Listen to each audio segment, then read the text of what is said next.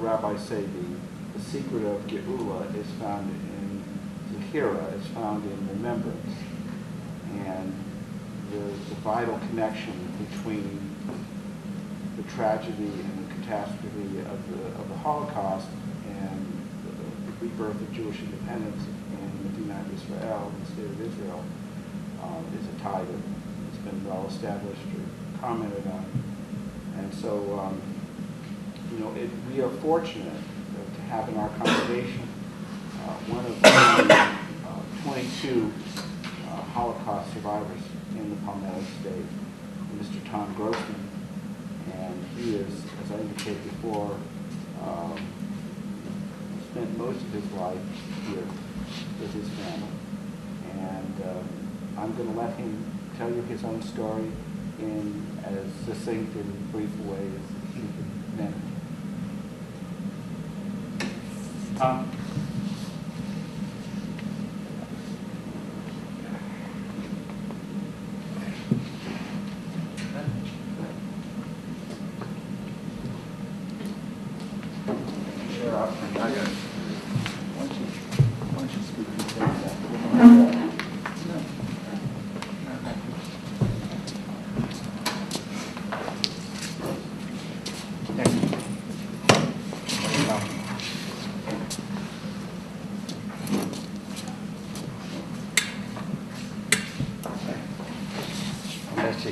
Can you hear me?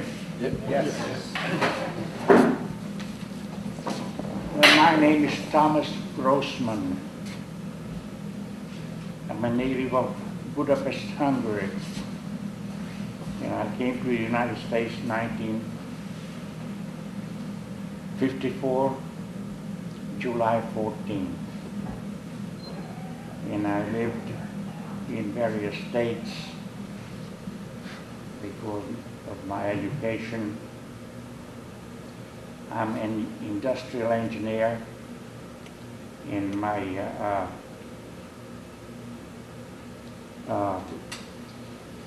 other degrees in textile chemistry.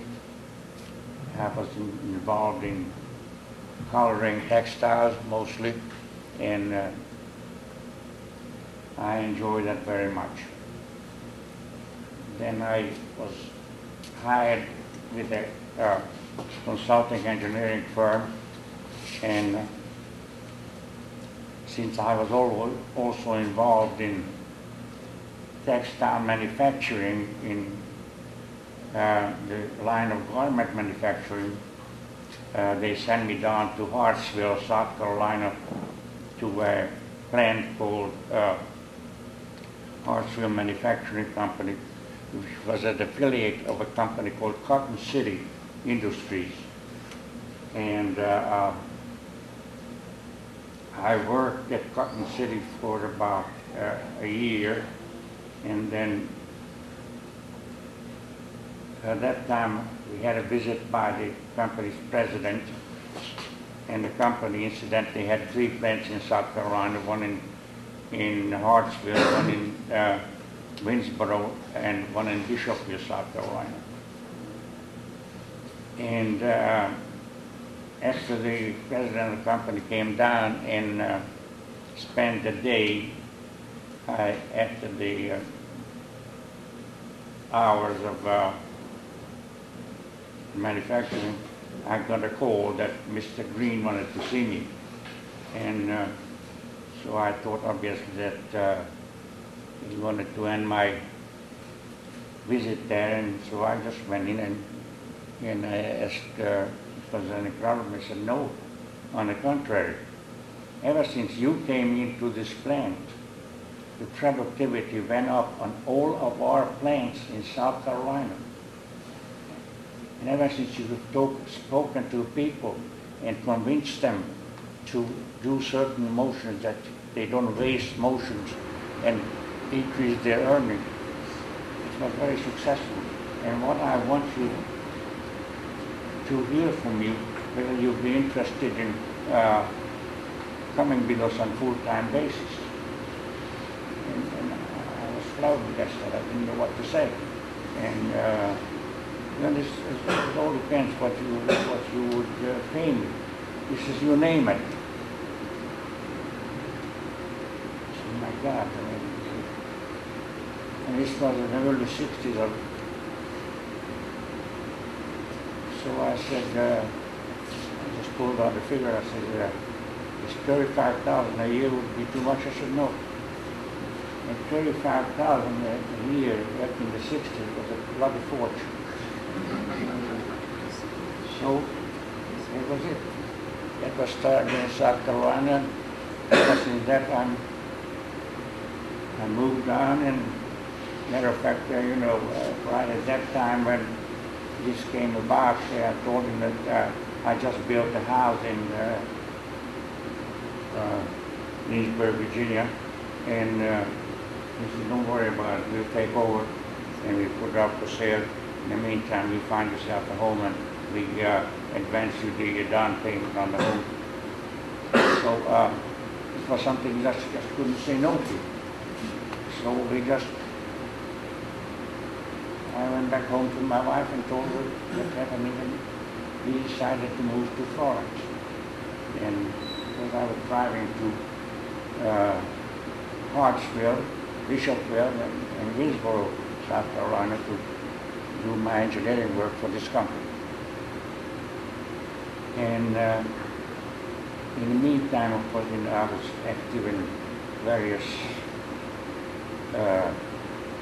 civic capacities and so on. And my background, of course, I went through the concentration camp. I was liberated in 1945. And at that time, where I was in a place called, in Czech Republic, called Leitmeritz, which today called Little Mariček, and that was close to a place called Terezin, which was Theresian Stadt. But I had no idea about this. Nobody explained, nobody talked to us about it. And right at that time, I also developed very high temperature, and we took me to the hospital and found out that I had the spotted fever, which you get from lice bites, and my temperature was up to 100, 110, so on and so forth. I wasn't expected to live, but somehow or the other, with God's help, I made it. And here I am in South Carolina, but ever since the early 60s.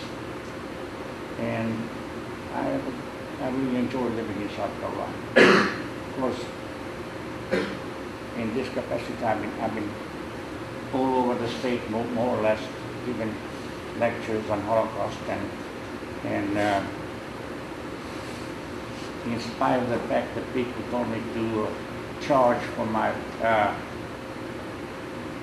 engagement, I only charge for my transportation and the daily food. And people said, are you crazy? Look at Ellie himself, he charges $50,000, $60,000. Well, I said, I don't have Ellie Michel's chutzpah. And so I just go out and tell the people what happened. And I'm not interested in getting paid for it. I'm getting a pretty decent salary where I'm working, and the people in my management agreed to let me go out on different engagements, and they don't deduct anything of my payments, and that's good enough for me. And this is what happened. Now,